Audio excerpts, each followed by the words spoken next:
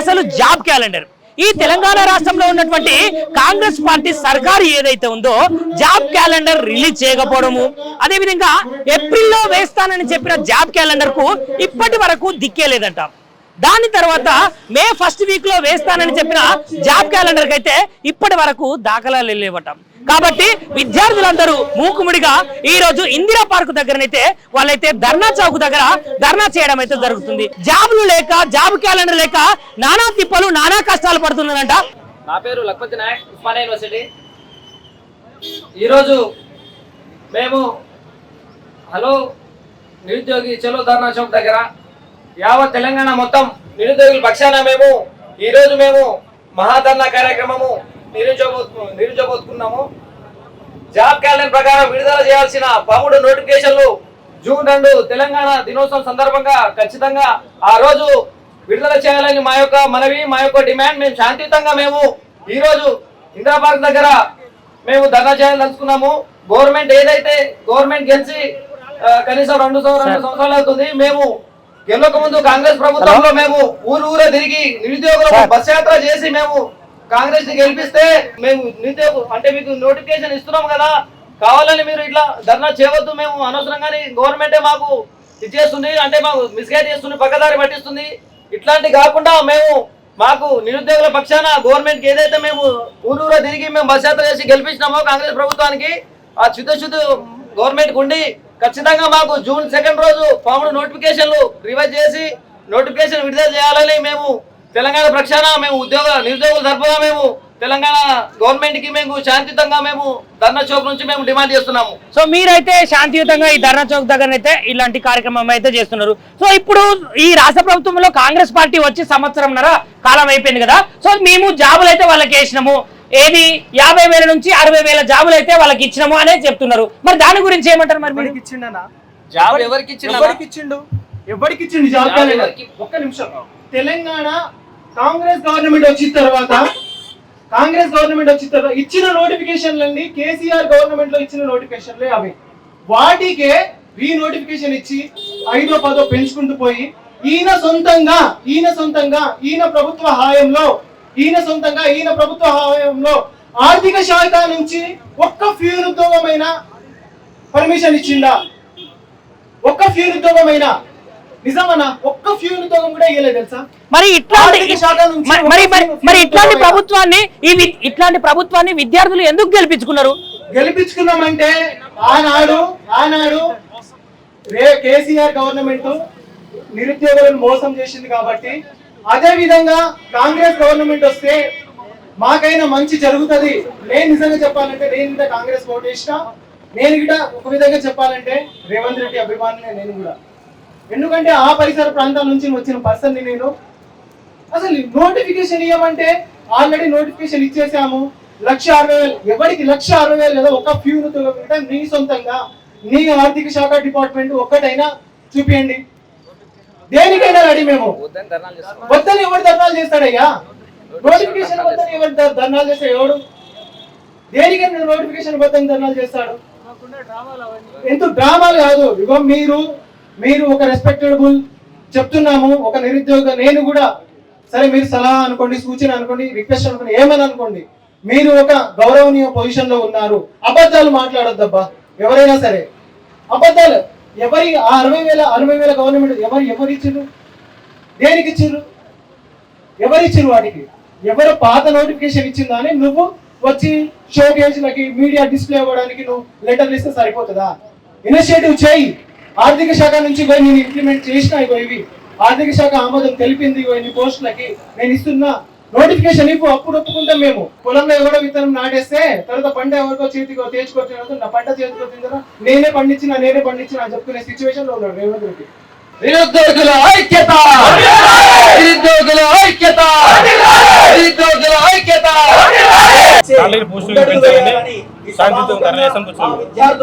మరి ప్రభుత్వం ఎట్లా ఉంది? మరి ప్రభుత్వం అంటే నిరుద్యోగులకి వ్యతిరేకంగానే ఉందన్న. ప్రతిసారి సీఎం రేవంత్ రెడ్డి గారు ప్రతిసారి వేదిక మీదకి వచ్చిన ప్రతిసారి చెప్పేది ఏంటంటే మేము 60,000 ఉద్యోగాలు 60,000 ఉద్యోగాలు చెప్తుండు. మాకు జాబ్ రాలేదని బాధ కంటే ఈ బాధ ఎక్కువైందన్న. ప్రతిసారి 60 ఉద్యోగాలు ఎప్పుడు ఇచ్చినా ఆయన వచ్చింది ఒక 1 year అవుతుంది. లాస్ట్ టైం ఇచ్చిన గవర్నమెంట్ నోటిఫికేషన్ కి మాడిఫై చేసింది అంతే తప్ప నోటిఫికేషన్ ఇవ్వలేదన్న ఈ గవర్నమెంట్. సో ఇప్పుడు మేము ధర్నా చేస్తుంది మాకు నోటిఫికేషన్ కావాలని. చాలా ఏమంటే బాధ అవుతుందన్న. మాకు ఏజ్లు పెరిగిపోతున్నాయి, చాలా ఇంటి దగ్గర కష్టాలు ఉన్నాయి అందరికి. అందరూ ఇట్లా అలీషాన్ బతుకలేరు కదన్న.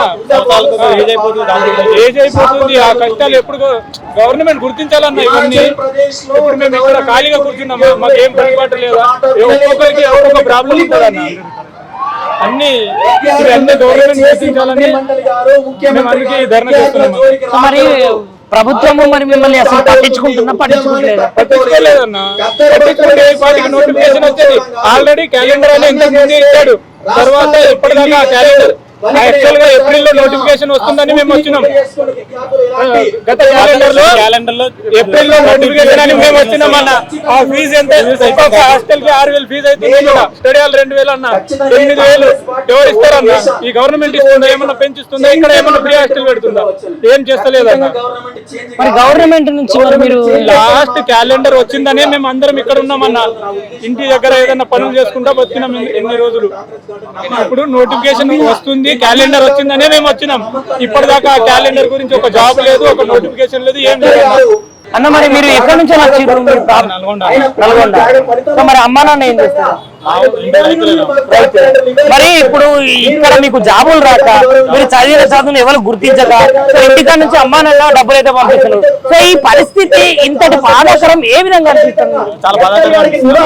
ఇప్పటికీ ఇంత వయసు వచ్చిన తల్లిదండ్రుల మీద ఆరోపణలు ఒకటి చేసుకోవచ్చు కానీ జాబ్ వస్తుంది ఆశతోటి మేము చదువుకుంటున్నాం. అసలు ఇన్ని తినక నైట్ నిద్రగా అనుకుని కడుపులు మార్చుకోండి, ఇంటికాడ డబ్బులు ఆడుకుని ఎంతో కష్టపడి చదువుకుంటా కానీ మా విద్యకి సరైన అర్హత దొరకట్లేదు.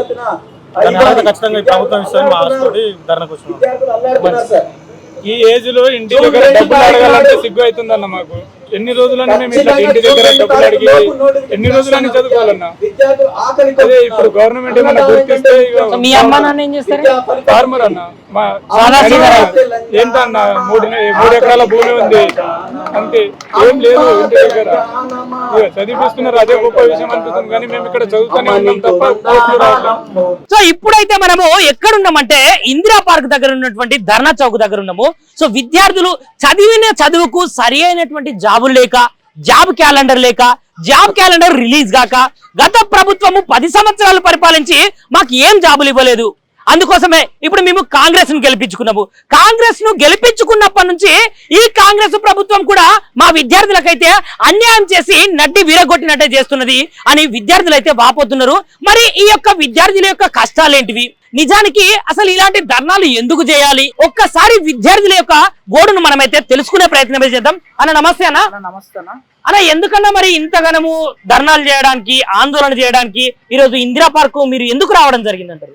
రేవంత్ రెడ్డి గారు కాంగ్రెస్ ప్రభుత్వం వచ్చిన వెంటనే జాబ్ క్యాలెండర్ రిలీజ్ చేస్తా అని చెప్పారు, నోటిఫికేషన్ కూడా రిలీజ్ చేస్తా అని చెప్పారు. గత 10 సంవత్సరాలు కేసీఆర్ నమ్మినాం.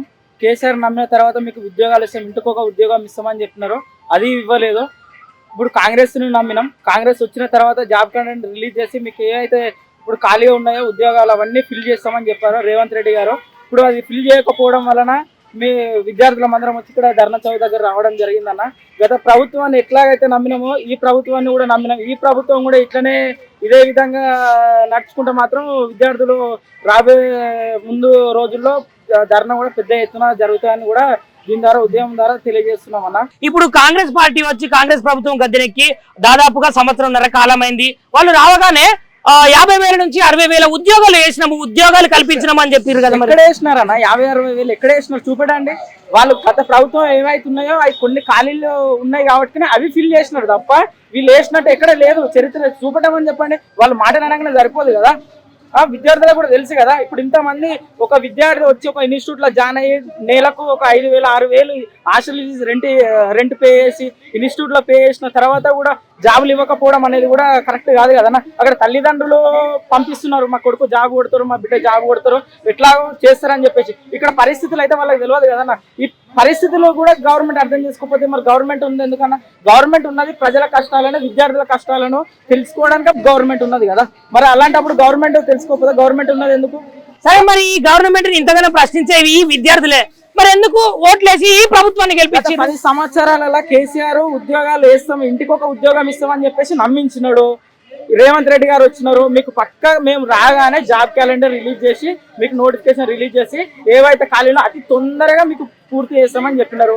అందుకు మేము నమ్మినాము, అందరం కలిసి ఓట్లు వేసినాము, కాంగ్రెస్ పార్టీని గెలిపించినాము. మరి ఈ రోజు ఇట్లా చిత్తశుద్ధి లేకుండా గవర్నమెంట్ వేయడం అనేది కూడా కరెక్ట్ కాదు. మాకు జాబులు రావాలని చెప్పేసి శాంతియుతంగా ధర్నా చౌక్ దగ్గర కూడా రావడం జరిగింది. ఒకవేళ జూన్ 2 తారీఖు నాడు మాకు జాబ్ క్యాలెండర్ రిలీజ్ చేయకపోతే రానున్న రోజుల్లో మాత్రం ఉద్యమం మాత్రం పెద్ద ఎత్తున ఉంటది. కాంగ్రెస్ పార్టీకి ఇది 10 సంవత్సరాల్లో వాళ్ళు ఏదైతే చేసినారో వీళ్ళు 2 సంవత్సరంన్నరలోనే తెలియజేసుకున్నారు. రాబోయే రోజులలో కూడా మళ్ళీ కాంగ్రెస్ ప్రభుత్వం పడిపోతూ కూడా విద్యార్థులు చేస్తారు. అది విద్యార్థుల దగ్గర ఉంది సత్తా. గవర్నమెంట్ నిలబడాలన్నా విద్యార్థులే, గవర్నమెంట్ పడిపోవాలన్నా విద్యార్థులే. అది మాత్రం కాంగ్రెస్ పార్టీలో ఉన్నటువంటి ముఖ్యమంత్రి కానీ ఇతర ఎవరైతే మినిస్టర్లు వాళ్ళందరూ తెలుసుకోవాలని. ఏప్రిల్లో జాబ్ క్యాలెండర్ వేసి జాబ్లు రిలీజ్ చేస్తా అని, దాని తర్వాత వాయిదా వేసి మే 1st వీకే మళ్ళీ జాబ్ క్యాలెండర్ గానీ జాబులకు సంబంధించిన విషయాలు గానీ మళ్ళీ చేస్తామని చెప్పిన ప్రభుత్వము మరి ఎందుకు ఇంత డిలే చేస్తుంది అంటారు? వాళ్ళది ఒకటే అన్న, వాళ్ళకి ఇప్పుడు ఎలక్షన్లు ఉన్నాయి అనుకో, ఏదో ఒకటి చెప్తున్నారు, చెప్పేసి మేము ఇది చేస్తాం అది చేస్తాం, ఈ పథకం ఆ పథకాలు మాకెందుకన్నా, మాకు కావాల్సింది జాబులు. మేము కష్టపడి చదువుకుంటుంది జాబ్ల కోసం, మాకు పథకాలతో ఏం సంబంధం మాకు? ఇప్పుడు ఇంకొక 1-2 నెలలు అయితే ఈ గ్రామ పంచాయతీ ఎలక్షన్స్ వస్తాయి, మున్సిపల్ ఎలక్షన్స్ వస్తాయి, తర్వాత నోటిఫికేషన్ వాయిదా పడుతుంది, అదొక 6 నెలలు వాయిదా పడుతుంది. ఈ యొక్క తెలంగాణ రాష్ట్ర ప్రభుత్వానికి ఈ సర్కార్కి ఏం చెప్పదలుచుకున్నారు? ఏం లేదన్న, శాంతియుతంగా కాంగ్రెస్ పార్టీకి చెప్పేది ఒకటి ఏంటంటే, ఏవైతే జాబులు ఉన్నాయో, ఏవైతే నోటిఫికేషన్ ఫిల్ చేసేటి ఉన్నాయో ప్రతి ఒక్కటి ఫిల్ చేయండి. ఫిల్ చేస్తే ఇక్కడికి వచ్చిన విద్యార్థులకి మీరు న్యాయం చేసినట్టు అవుతుంది. ఎందుకంటే ఇక్కడికి వచ్చి 1 సంవత్సరం 2 సంవత్సరాలు 3 సంవత్సరాల నుంచి కూడా చదువుకొని ఇంటికి ఏం చెప్పలేక, ఇక్కడ వాళ్ళకి ఇతరులకు ఏం చెప్పలేక చదువుకొని మానసికంగా ఉన్నారు. కాబట్టి కాంగ్రెస్ ప్రభుత్వానికి ఒకటే తెలియజేస్తున్నాం, ఏవైతే ఖాళీలు ఉన్నాయో అవి 100% ఫిల్ చేయండి. మీరు ఫిల్ చేస్తే మీరు స్టూడెంట్స్కి న్యాయం చేస్తే మీరు స్టూడెంట్స్ మీ వెనుక ఉంటారు. లేదనుకో, గత 10 సంవత్సరాల టిఆర్ఎస్ ప్రభుత్వానికి ఏదైతే జరిగిందో పక్క కాంగ్రెస్ పార్టీకి కూడా రాబోయే రోజుల్లో అదే జరుగుతుంది. అసలు ఏందన్నా మరి నిజానికి కాంగ్రెస్ పార్టీ సర్కార్ అనేది విద్యార్థుల పట్ల సానుకూలంగా ఉన్నదా లేకపోతే ప్రతికూలంగా ఉన్నదా? అన్న, విద్యార్థుల పరంగా అయితే సానుకూలంగా నటిస్తుందన్న, ఉన్నట్టే నటిస్తుంది, కానీ ఎప్పుడు కూడా అట్లా సానుకూలంగా లేదు ఇప్పటి వరకు అయితే. వాళ్ళు ఏమని చెప్తారు, ఇప్పటికీ సీఎం రేవంత్ రెడ్డి గారు జరిగిన సభలలో ఏమని చెప్తారు అంటే, ఒకసారి ఏమో 1,60,000 ఫిల్అప్ చేసినామంటారు. నువ్వు నోటిఫికేషన్ ఇచ్చిందే 11,000, అవి డిఎస్సి ఉన్న మీరు ఇతర నర్సింగ్ అవి ఇవి. అంటే నువ్వు 11,000కు నువ్వు ఒకసారి 59,000 లెక్క చెప్తావు, ఒకసారి 1,60,000 లెక్క చెప్తావు. కానీ అసలు విద్యార్థులకు ఏంటిదనే తెలుసు. ఎవరైనా కానీ ఏమనుకుంటారంటే, అంటే ఇంటికాడ ఉన్న వాళ్ళకి తెలియదు కాన్న. ఇప్పుడు నిరుద్యోగుడికి ప్రతి ఒక్కటి లెక్క తెలుసు. ఇంటికాడ ఉన్న వాళ్ళకి ఏం చెప్తారు, వాళ్ళకి తప్పులు లెక్కలు చెప్పి సమాజాన్ని ఎటు తీసుకుపోవాలనుకుంటారు నాకు కూడా తెలియదు ఇప్పుడు ఇప్పటి వరకు అయితే. సంవత్సరం నుంచి వెళ్ళి జాబ్ క్యాలెండర్ మన ఏంటిది నోటిఫికేషన్ మన ఎలక్షన్ మేనిఫెస్టోలో మెన్షన్ చేసినట్టుగా జాబ్ క్యాలెండర్ ఇస్తామని చెప్పినట్టుగా వాళ్ళు ఎలక్షన్ మేనిఫెస్టో మెన్షన్ చేసిర్రు. లాస్ట్ టైం మళ్ళీ జూన్లోనో ఆగస్టులోనో ఎప్పుడు మెన్షన్ చేసిర్రు. అది జాబ్ క్యాలెండర్ ఇట్లా మెన్షన్ చేసి అంటే ఏంటిది దాన్ని ఎగ్జిక్యూట్ చేస్తే అనే టైంలోనే మళ్ళీ ఎస్సీ బైఫికేషన్ అని పెట్టారు. ఎస్సీ బైఫికేషన్ అయిపోయింది, ఇంకా 1-2 నెలలు అయిపోయినాక కూడా ఇంకేదో ఏదో అనుకుంటే దాన్ని పొడిగిస్తారు. ఇప్పుడు ఏప్రిల్ అయిపోయింది, మే అయిపోయింది, ఇప్పుడు జూన్ 2వ తారీఖు వస్తుంది. జూన్ 2వ తారీఖు కూడా ఇవ్వకపోతే ఇప్పుడు మా పరిస్థితి ఏంటిది? ఇంటికాడ నుంచి తల్లిదండ్రులు అక్కడ వాళ్ళు బాధపడతారు. నెలకు 7-8 వేలు వాళ్ళు మాకు పంపించుకుంటే వాళ్ళు మాతోని లైఫ్ అనేది స్ట్రగుల్ అవుతారు. తెలంగాణ రాష్ట్రంలో ఈ విద్యార్థులకు ఈ రైతులకు ఈ రాష్ట్ర ప్రభుత్వం ఏమన్నా న్యాయం చేస్తుంది అనుకుంటున్నారా లేదా చేసింది అనుకుంటున్నారా? వాళ్ళు చెప్పే లెక్కలు ఎట్లున్నాయంటే ఇప్పుడు చేసినాం అన్నట్టే ఉన్నాయి, కానీ ఏది కూడా చేయలేదన్న. వాళ్ళు రైతులకు పరంగా చూసుకుంటే రైతు బంధు అన్నారన్న. రైతు బంధు ఏదైనా కానీ 1 నెలలో లేకపోతే 1 వీక్ లో ఇచ్చేది, కానీ ఇంతవరకు 6 నెలల నుంచి వెళ్ళి అందరూ ఏ రైతు కూడా అడగండి రైతు బంధు మాత్రం తీసుకోలేదు. దాని ముఖ్య సాక్షి ఇంకా చాలా మంది విలేజ్ పోయి ఒక రైతుని అడిగితే కానీ సమస్య తెలిసేది. వీళ్ళు ప్రెస్ మీట్లు పెట్టి లేకపోతే సభలలో మేము ఇచ్చినామని చెప్పుకుంటే కాదుగా. అలాగే నిరుద్యోగుల దగ్గర కూడా ఇట్లనే జరుగుతుందన్న. వాళ్ళు ఏదైతే సభలలో చెప్పేది అనేది అన్ని తప్పులు లెక్కలే. కేవలం ఎట్లా అంటే ప్రజలు నమ్మించడానికి మేము ఇట్లా చేసినాం. గత ప్రభుత్వం ఇచ్చిన నోటిఫికేషన్ మీ నోటిఫికేషన్ ఎట్లా అవుతుంది? గత ప్రభుత్వం ఇచ్చిన నోటిఫికేషన్ మీరు అపాయింట్మెంట్లు ఇస్తే మీరు ఇచ్చినట్టు ఎట్లయితుంది? సో విలేజెస్ నుంచి ఎక్కడైతే పల్లెటూర్ల నుంచి పట్టణాలకు వలసదారులాగా వలస వచ్చి విద్యార్థులు అయితే ఇక్కడ కోచింగ్ సెంటర్లో అదే విధంగా ఇక్కడ ఉన్నటువంటి విద్యా సంస్థల్లో ఎంత చదివినా కూడా ఎంత కోచింగ్ తీసుకున్నా కూడా వాళ్ళు డిగ్రీలు పీజీలు చేసినా కూడా వాళ్ళు చదివిన చదువుకు తగినటువంటి ఉద్యోగం లేక ఇక్కడ అలమటిస్తున్నారట. ఎందుకంటే వాళ్ళు తినడానికి తిండి అదే విధంగా చదువుకోవడానికి బుక్స్ లేక కూడా చాలా మంది అయితే కటిక పేదరికం నుంచి వచ్చిన విద్యార్థులు అయితే చాలా మంది ఉంటారు. సో అలాంటి విద్యార్థుల అలాంటి విద్యార్థుల గోడైతే ఈ తెలంగాణ రాష్ట్ర ప్రభుత్వము పట్టించుకొని తీరుగా వ్యవహరించడం పట్లనైతే ఈ రోజు విద్యార్థులు తెలంగాణలో ఉన్నటువంటి విద్యార్థులందరూ ఎట్లా అంటే చాలా ఈ యొక్క రాష్ట్ర ప్రభుత్వం మీద కోపానికైతే అసహనానికైతే గురయ్యారు. అందుకోసమనే ఈ రోజు అయితే ధర్నా చౌక్ దగ్గరకు వచ్చి ధర్నా చేయడం అయితే జరుగుతుంది. షేర్ చేయర్రి, లైక్ చేయర్రి, సబ్స్క్రైబ్ చేయర్రి, మర్చిపోకుండా గంట సింబల్ అయితే ఒత్తురులా.